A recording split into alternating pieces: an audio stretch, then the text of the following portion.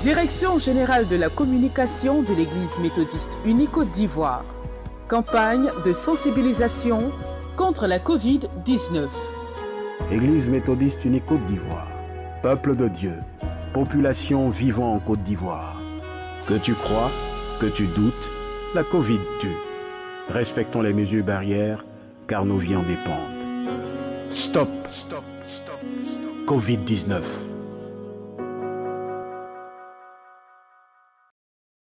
La deuxième édition de la Semaine de l'environnement, initiée le mardi 1er juin 2021 par l'Église méthodiste unie Côte d'Ivoire dans la sous-préfecture de Lopou à Dabou, a pris fin le samedi 5 juin 2021 avec un culte de clôture. Un culte qui a vu la participation du bishop Benjamin Boni, président de la conférence de l'Église méthodiste unie Côte d'Ivoire. Après l'accueil et les civilités au chef du village de Lopou, les délégations se sont rendues à la place publique du village pour le culte de clôture. Dans son intervention, le prédicateur, le docteur Aka François, spécialiste en énergie renouvelable, a attiré l'attention de l'Assemblée sur les actions nocives de l'homme sur l'environnement et la nécessité de tout mettre en œuvre pour prévenir les dangers liés à la destruction de la nature. Dans le même sens, le chef du village de Lopou, le ministre René Dibi et le professeur Brou Yapo, représentant le ministre de l'Environnement et du Développement durable, ont rappelé l'urgence pour les populations de restaurer la nature et préserver l'environnement.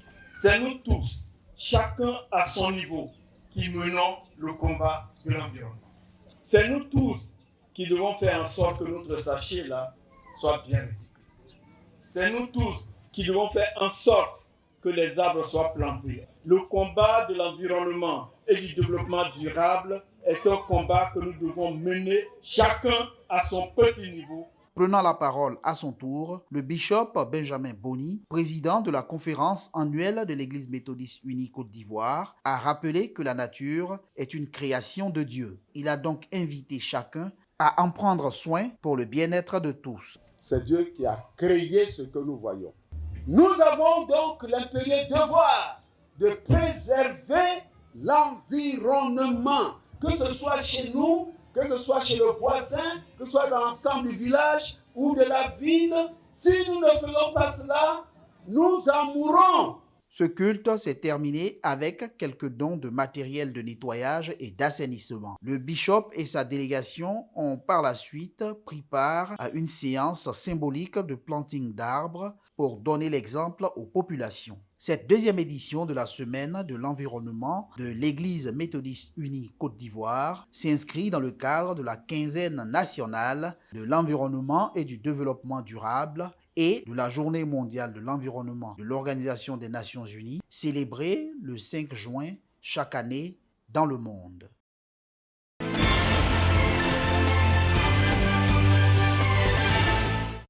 Le département de l'environnement de l'Église méthodiste unie Côte d'Ivoire a organisé le jeudi 10 juin 2021 une cérémonie de récompense dans le cadre de sa campagne d'information et de sensibilisation sur la protection de l'environnement à l'Église méthodiste unie Béthanie de Koumassi-Prodomo.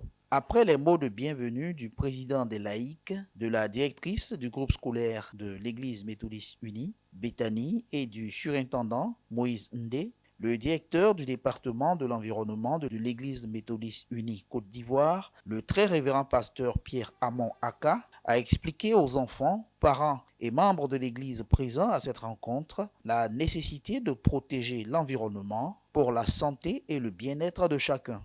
La vision du département de l'EMICI, c'est de faire en sorte que toute la Côte d'Ivoire redevienne un pays vert. Je voudrais donc interpeller tous ceux qui nous écoutent à restaurer ce que Dieu a créé, que nous avons détruit, c'est-à-dire toutes les biodiversités.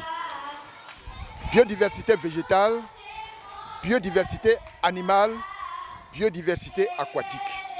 Et si nous pouvons les restaurer, nous allons vivre le plus longtemps que possible. Après des séances d'animation et l'installation officielle du comité de l'environnement du groupe scolaire Béthanie, le responsable de l'observatoire du département de l'environnement de l'Église méthodiste unie Côte d'Ivoire, Raoul Begré, a prodigué de sages conseils pour le maintien d'un cadre de vie et d'un environnement sain. Après avoir embelli les églises, après avoir mis en place toutes les structures de l'église, il faut enseigner les gens sur l'environnement pour que nous, les fidèles, nous puissions prendre ça en considération et puis améliorer d'abord nos cadres de vie, améliorer notre maison, améliorer également l'église. Les enseignants et les élèves des classes les plus propres ont reçu du matériel d'entretien et de nettoyage ainsi que des trophées. À travers ces différentes activités, le département de l'environnement de l'Église méthodiste unie Côte d'Ivoire veut mieux informer et sensibiliser les populations sur les dangers liés à la destruction de notre environnement, mais surtout éduquer les plus jeunes sur l'urgence et la nécessité de tout mettre en œuvre pour préserver un environnement sain, garantir la santé de tous et promouvoir un développement inclusif et durable en Côte d'Ivoire.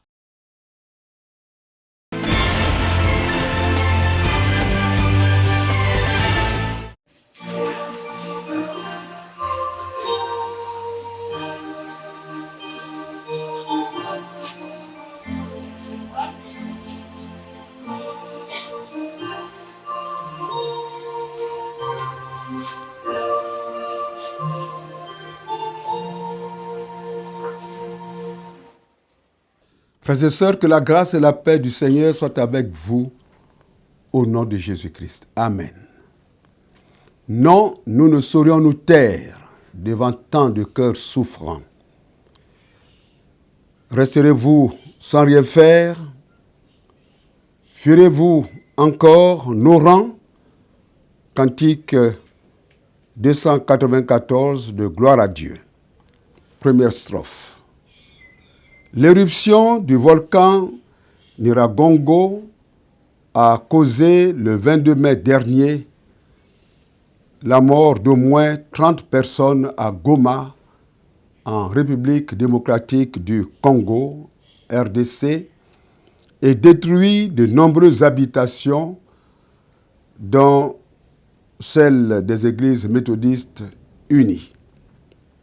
Au nom de toute l'Église méthodiste unie, Côte d'Ivoire et Mussie, nous nous inclinons devant la mémoire des morts.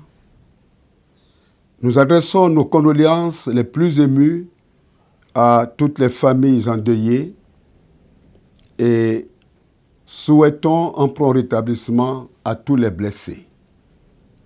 Les Mussie portent en prière les autorités de ce pays, ainsi que la nation congolaise tout entière.